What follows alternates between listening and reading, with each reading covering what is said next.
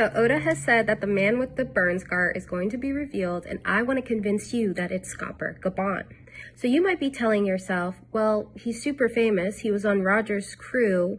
Why wouldn't people call him Scopper Gabon rather than the man marked by flames? He actively conceals his identity with observation hockey, and he goes by a different name, Yasan. 2, he has a burn scar, and I don't think he had that burn scar when he was on Roger's crew. I think a more interesting story is how he got it. And my headcanon says that he saved Ripley and Colin from the Hogan village that burned down in the past.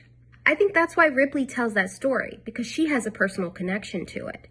Oda often does that. The storyteller usually has a personal connection to a story, and then later it gets revealed what that personal connection is. Kind of like Dressrosa, where Rebecca talks about this statue, and then later we find out that the statue is of her father. And I also think that Scopper Gabon used the charred remains of the Hogan village to make his ship, and that's why he sails on a black ship. 2, the whirlpools. Scopper Gabon calls himself the missionary of love. And what phrase do we constantly hear about love in One Piece? Love is like a hurricane. We hear it from Sanji in Arlong Park, and then we also hear it in Amazon Lily where they're talking about the love disease. Scopper Gabon calls himself the missionary of love. Love is like a hurricane. What do hurricanes look like? Whirlpools. So you could just rephrase it as love is like a whirlpool. It stands to reason that the missionary of love can create whirlpools. So that's why I think Scopper Gabon is creating these whirlpools through a conqueror's haki made of love.